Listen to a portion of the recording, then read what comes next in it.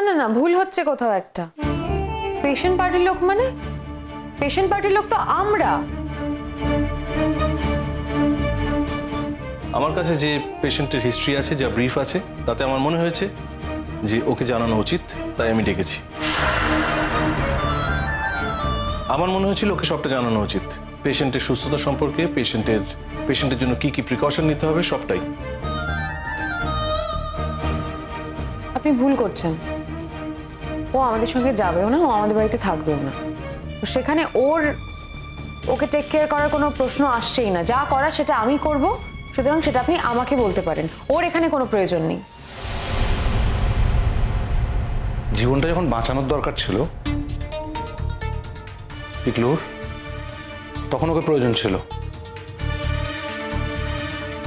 যখন ওর হেল্পের দরকার ছিল তখন ওকে প্রয়োজন ছিল, আর এখন প্রয়োজন নেই। শিরিন, এটা তোমার ব্যক্তিগত ভাবনা হতে পারে, হ্যাঁ, এটা আমাদের আর কারুর ভাবনা নয়। আজ যখন পিকলুকে ছাড়া হচ্ছে, ডিসচার্জ করা হচ্ছে, তখন গুড্ডি একবার না, 100 বার না, 1000 বার আসবে, লক্ষ বার আসবে।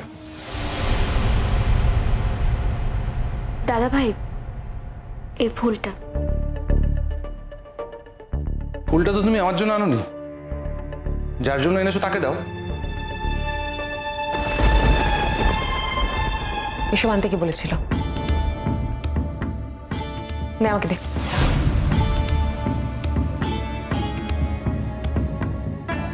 গুড্ডি,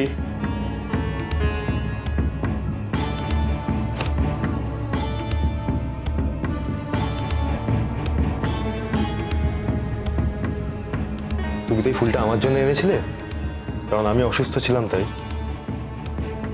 যখন তুমি ফুলটা আমার জন্যই এনেছো, তাহলে তোমার উচিত ছিল ফুলটা আমার হাতে উঠিয়ে দেওয়া। অন্য কারো হাতে তুমি কেন উঠিয়ে দেবে ফুলটা? কি আশ্চর্য অনুজ! মানে আমি তো তোমাকে নিয়ে বাড়িতেই যাব, আমি তো তোমার সঙ্গেই যাব। তোমার সবকিছু তো আমাকেই ক্যারি করতে হচ্ছে, তো ফুলটা তো তুমি তো ক্যারি করতে পারবে না, আমি ক্যারি করব। সেখানে আমি নিয়েছি, অসুবিধা কি আছে? না, অসুবিধা তো আছে, কারণ গুড্ডি তো ফুলটা এনেছিল আমার হাতে তুলে দেবে বলে। ও আমার হাতে উঠিয়ে দিত ফুলটা, তারপরে তুমি ক্যারি করতে, তাহলে আর অসুবিধা হতো না। আগের দিন ফুল নিয়ে এত কাণ্ড হলো, তবুও তুই আজকে আবার ফুল আনলি? শিরিন দিদি,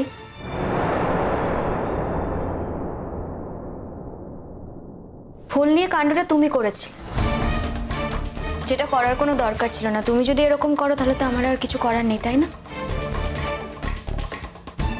একজন পেশেন্ট বাড়ি ফিরে যাচ্ছে, এত ক্রিটিক্যাল একটা কন্ডিশন ছিল, মৃত্যুর মুখ থেকে ফিরে এসেছে, নতুন জীবন পেয়েছে, তাকে এই সামান্য ফুল দিয়ে আমি অভিনন্দন জানাতেই পারি।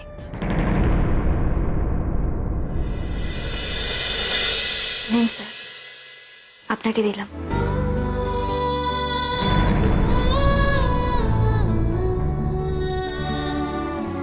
থ্যাংক ইউ গুড্ডি।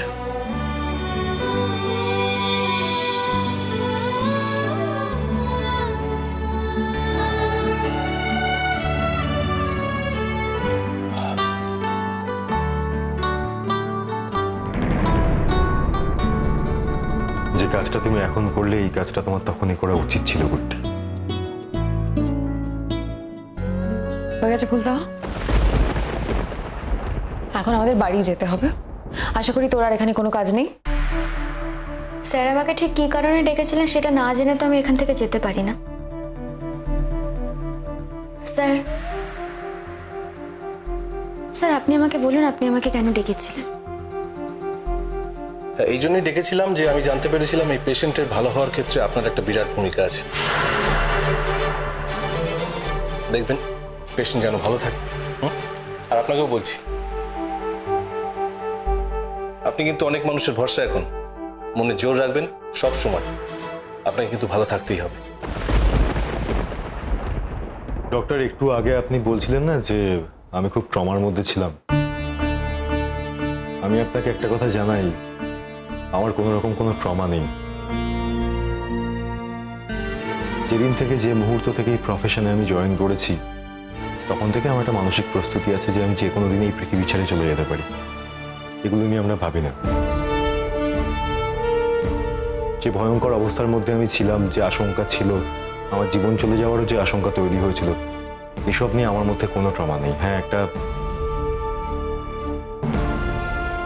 একটা উইকনেস আমার আছে, কিন্তু সেই উইকনেস আপনারা সারাতে পারবেন না। কি আছে?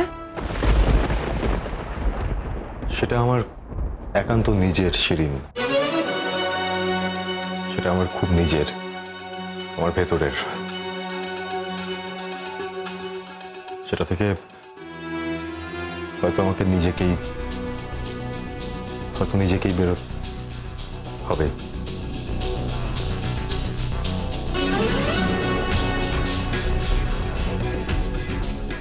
যাকে যাক, তাহলে তো আমাদের কাজ শেষ। ডক্টর সেনগুপ্ত, আমরা এবার আসতে পারি? আসতে পারেন। এসো। না চল। না, আমার হাত ধরার দরকার নেই, আমি পারবো। কি বলছো অনুজ, তুমি এত উইক, যদি মাথা ঘুরে যায় গাড়ি অবধি চলো। আমি আচ্ছা, যাচ্ছি। আপনাদের এখানে কোনো হেল্পিং হ্যান্ড পাওয়া যাবে? কি আশ্চর্যজনক, তোমার কি মনে হচ্ছে আমি পারবো না? আমি খুব ভালো করে ঠিক করে ধরে নিয়ে যাবো, তুমি চলো, আমি পারবো। আমিও তো এখানে আছি নাকি? আমি তো এখানে পুতুল খেলতে আসিনি। আমার ভাইকে ধরবার প্রয়োজন হলে আমিও ধরতে পারি, তাই না? দাদা ভাই, আমি আছি তো, আমি ঠিক নিয়ে যাবো। ওটি, হ্যাঁ, তুমি তো তাহলে বোধহয় এখন এখানে থাকবে নাকি? হ্যাঁ, আমার সঙ্গে হ্যাঁ, ওর সঙ্গে আমার একটু কথা আছে। আমার সঙ্গে কথা বলে তারপর উনি যাবেন। আপনি নিশ্চয়ই ওনাদের সঙ্গে যাচ্ছেন না? না না, প্রশ্নই ওঠে না।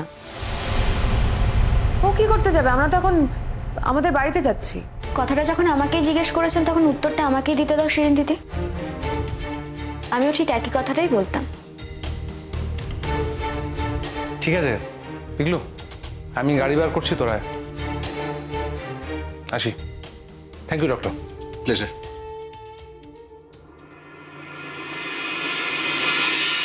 সাবধানে যাবেন, ভালো থাকবেন। দেখে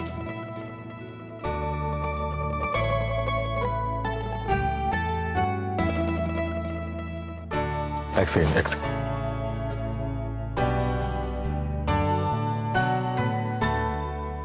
গুড্ডি,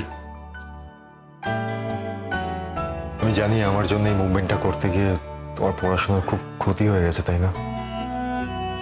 ওটাও জীবনের একটা পার্ট স্যারজি। জীবনকে অস্বীকার করে যে লেখাপড়া করা হয় তার কোনো মানে নেই। অন্তত সেই লেখাপড়ার দাম আমার কাছে নেই। আপনি ভাববেন না ওসব নিয়ে। হয়তো আমার এই ট্রান্সফারটা হয়ে যাচ্ছে বলে আমাকে এবারে চলে যেতেই হবে। খুব ভালো, ভালো থাকবেন স্যারজি। গুড্ডি, তুমি তোমার পড়াশোনা নিয়ে যে ফোকাসটা করে রেখেছো ওখান থেকে কিন্তু শিফট করো না। আমি কিন্তু অনেক ভরসা করে আছি তোমার উপর। তুমি প্রথম চান্সেই যেন পরীক্ষাটা ক্র্যাক করতে পারো। আমি জানি তুমি পারবে। থ্যাংক ইউ, আমি চেষ্টা করব। অনুজ, চলো, আমাদের অনেক দেরি হয়ে যাচ্ছে। আর অনুজ, আমি বলছি, ও যদি পরে কোনোদিন আইপিএস অফিসার হয়ও, তুমি কি করবে? তুমি তো ওর থেকে অনেক সিনিয়র পোস্টে আছো। আর তাছাড়া ওর যেখানে ফার্স্ট মানে ওর পোস্টিং হবে সেখানে নিশ্চয়ই তোমার হবে না, বা তোমার পোস্টিংয়ের জায়গায় নিশ্চয়ই ওর ফার্স্ট পোস্টিং হবে না। শুধু কি একটাই কারণে একটা মানুষ আরেকটা মানুষের ভালো চায় শিরিন? আমি চাই অনেক বড় আইপিএস অফিসার হোক। আমি চাই ওর উপর হওয়া প্রত্যেকটা অপমানেরও প্রতিবাদ করুক। কি অন্যায় হয়েছে? কি অন্যায় হয়েছে ওর সঙ্গে? অন্যায় তো অনেক কিছুই হয়েছে, অনেকেই অন্যায় করেছে থাকে, সেই নিয়ে আমি এই মুহূর্তে আর কোনো কথা বলতে চাই না। গুড্ডি,